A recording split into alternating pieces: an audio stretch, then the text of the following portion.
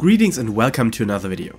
After showing off all those beautiful or not so beautiful gear sets and weapons, it's about time to talk about how to get them. So let us start with the usual hierarchy of item level, followed by crafter and gatherer gear, and followed by glamour items. Just note, if you're interested in gear from previous patches, check out the 7.05 gear compendium from the description. Alright, starting off with the Yuve Yawata dungeon gear on item level 705, which can come in handy quite nicely for those that took a break for a longer period of time, or if you want that gear statically, even though it's a reused skin from previous designs. To access this dungeon you have to start into 7.1 MSQ just ever so slightly and it will be unlocked. After that we got the first iteration of Dawntrail's catch-up gear in the form of the augmented Archaeo gear.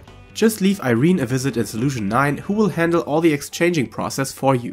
How does it work again? Simply trade in normal or high quality Archaeo gear, which you can receive from the market board or from crafting, and trade them against Everkeep certificates of import grade 1, which will be combined with Everkeep Rain that can exclusively be bought with Elegant Thompson's of Aesthetics, so make sure to have some in your pocket.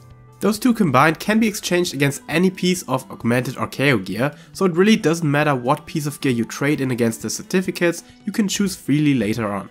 And as chests, trousers and weapons grant the highest value of certificates, you can easily buy out some cheap weapons on the market board and trade them in for gear that would normally cost you more on the same slot equivalent for your job.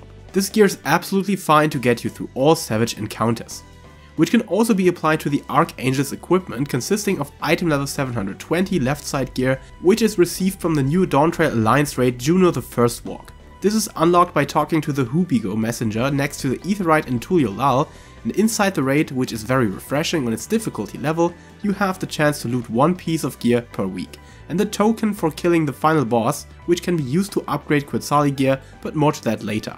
So take a look at consolegameswiki.com or other websites of your trust to see what stats you're dealing with on each item, which can become super handy in choosing the proper secondary stats for the variety of jobs you might have access to. On item level 725 we got the new Eternal weapons received from the new Extreme Trial of 7.1. Therefore you have the chance to directly loot a weapon after killing the boss or collect a couple of totems, which presumably will also be required to receive the Eternal wings on a later patch. So keep that in mind before you're spending them.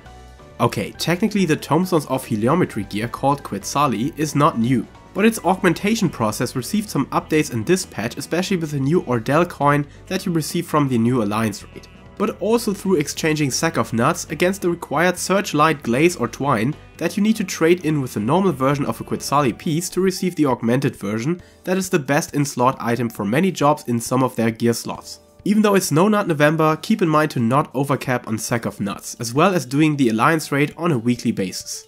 Not new, but a short mention nonetheless, the Dark Horse Champion gear combined with the augmented Quetzali gear is still the best to get for your job, which is handed to the player in a coffer system per Savage boss, where the first only offers accessories, the second boss will drop hands, head and boots as well as the glaze and twine, and boss number 3 adds upgrade materials for Quetzali weapons, chest and legs, and the last boss will give you the chance to loot a mount and the best in slot weapon for each job at the moment.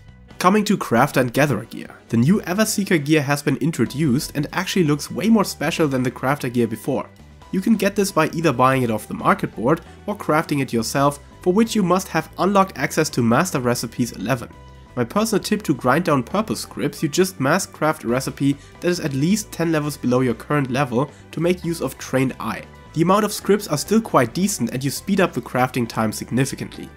Good. Now to Glamour. There's lots of stuff coming to the Mox station in December, as Square will hunt down the Christmas season like all other companies do. If these sets are worth your money, you should see for yourself inside the many showcase videos I've posted lately. However, there are a couple of things in game already that might stir your interest and satisfy your true endgame delights without spending bucks on the online store. First off, we have the Adamant weapons that already dropped in price significantly and can be received for as low as 150k gil.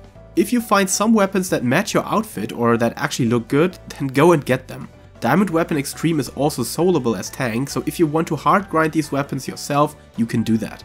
Next up we have the treasure maps updated with new rewards in the form of the design contest winner Figment weapons. Especially the Dark Knight weapon is a serious pick, maybe to serve as an apology that they released this job in the way it was at the start of Dawntrail. Otherwise those weapons are real fun, and maybe some of you like the playful appearance too. Last but not least, the Loose Fit set that you can receive from reaching level 25 on your serious rank in PvP. It might not be the best set, but they enhance the gameplay experience quite a lot in my opinion, so you might want to give Crystalline Conflict another try.